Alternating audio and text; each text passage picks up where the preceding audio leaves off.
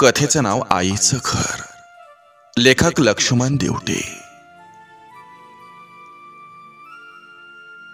चैत्राचं ऊन तापलं होतं.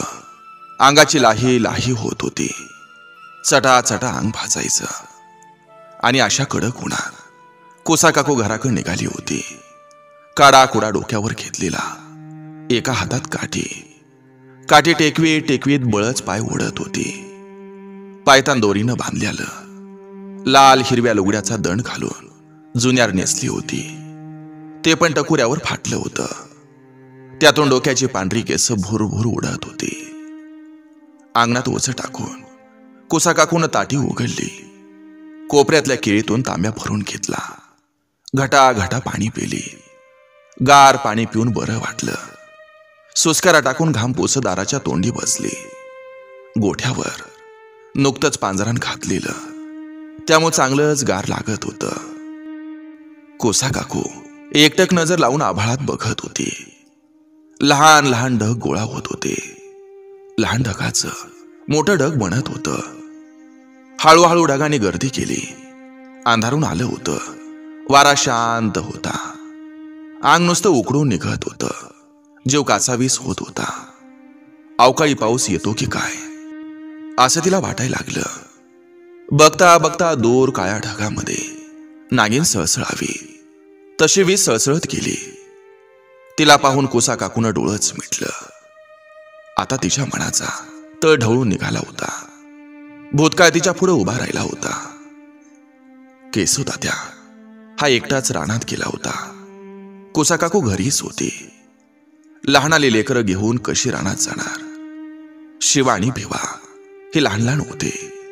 शिवा थोडा कळता होता, पण भिवा मात्र ताणा होता. त्या दिवशी अचानक आभाळ उपाटलं होतं. काळकुट्ट आभाळ भरून आलं. वारा घोंगावायला लागला.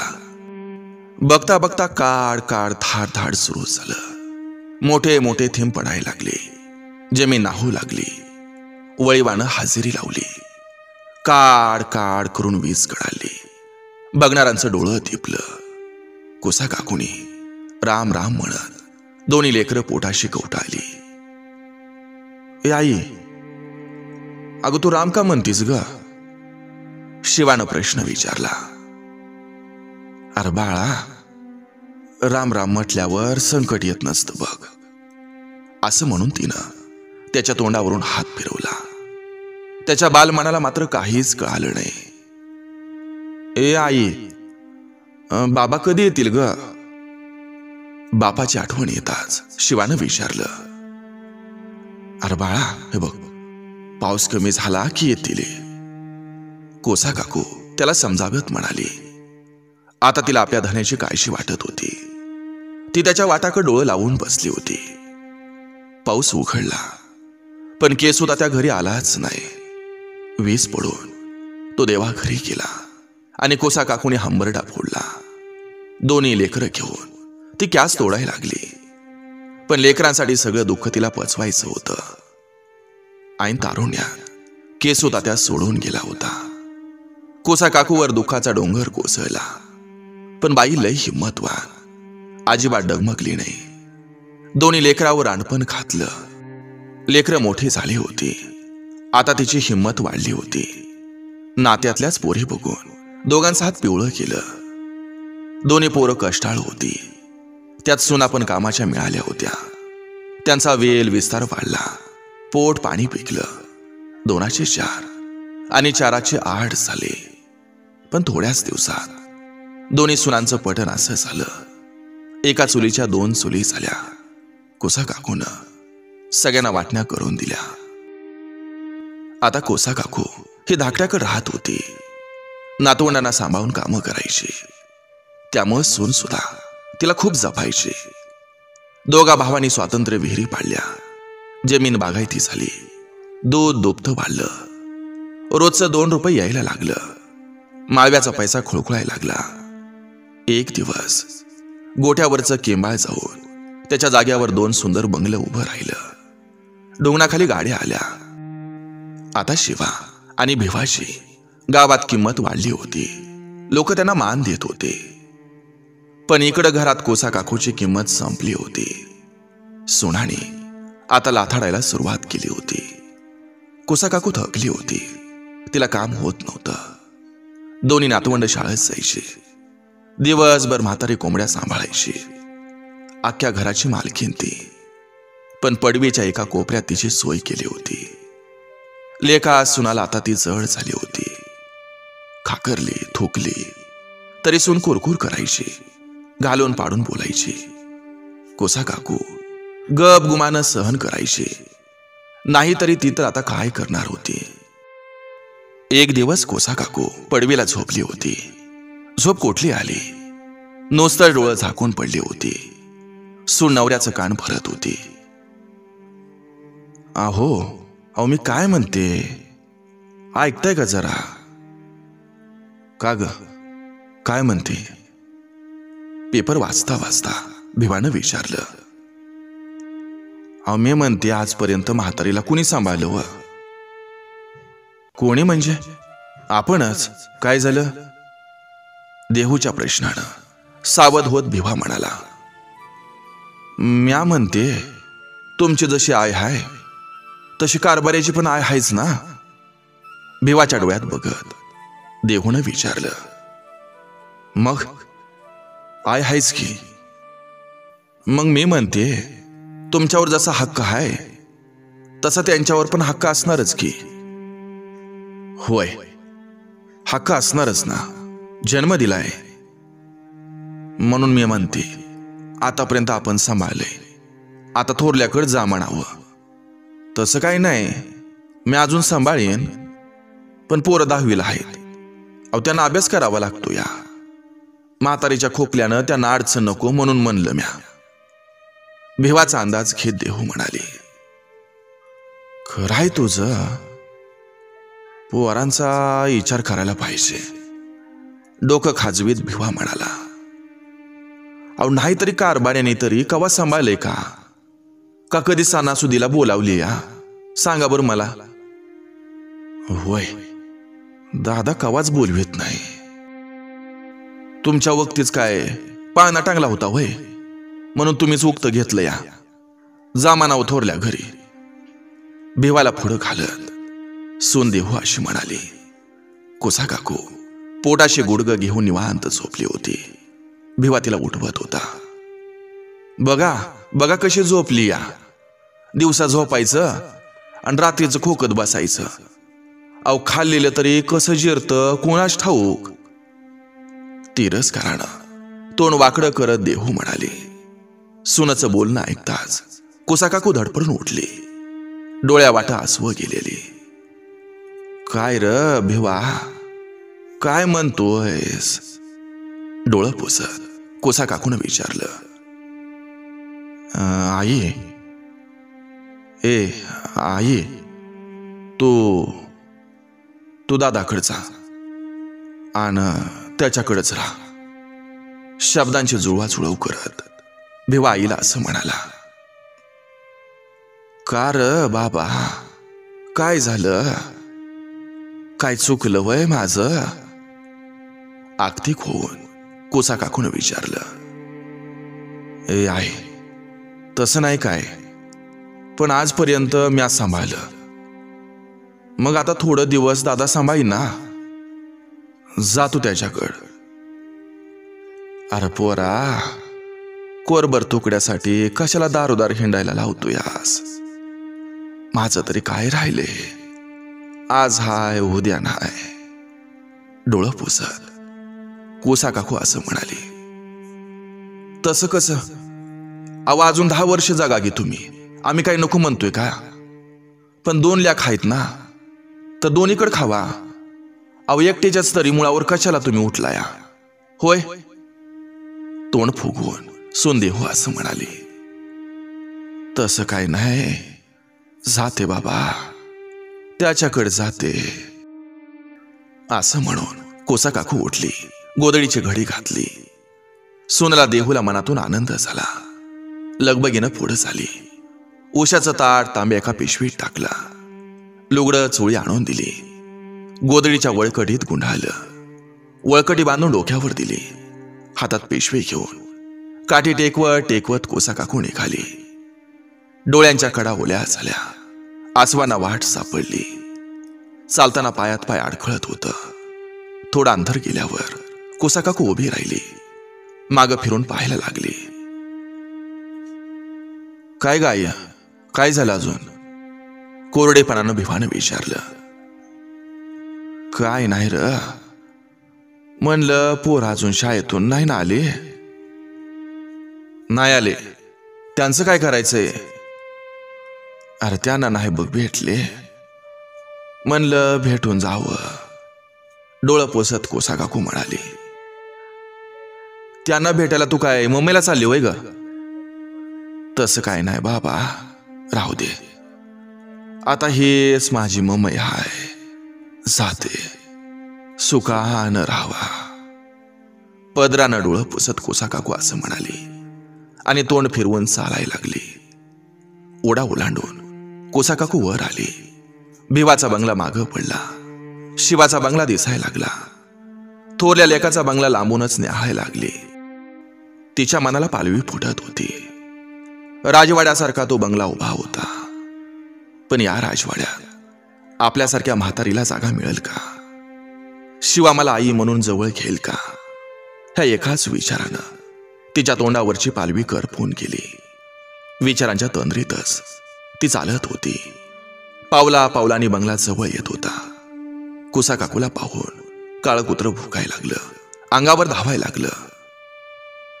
तुझं बरं हाय बाबा, खाल्लेल्या अन्नाला तरी जागतोस तूच तेवढा इमान राखलास. कोसाकाकू काठी आपलं स्वतःशीच म्हणाली. तिच्या आवाजानं कुत्र मात्र शांत झालं. कुत्र कुणाला भुंकतंय म्हणून सून लाली बाहेर आली. दारात उभं राहून बघायला लागली. सासूला बघताच लालीनं कपाळालाच हात लावला.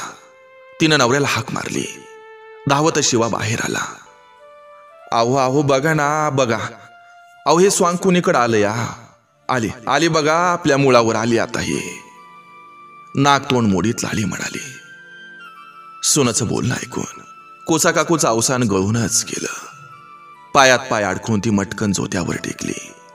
खालून पोळत होतं, पण सुनाच्या बोलण्यापेक्षा ते गार वाटत होतं. हे आई, अगं एवढ्या उन्हात कुठं निघालीस तू? पुढं होत शिवानं विचारलं. आले बाबा, तुझ्याकडंच आले. बळच अवसानानं कोसाकाकू म्हणाली. होय, आज बरी लेकाची आठवण झाली तुम्हासनी. लालीनं मध्येच तोंड खुपासलं. आले बाई, काय करते? भिवा म्हणला आज पवत म्या सांभाळलं, आता दादाकडचा म्हणून आले बाई.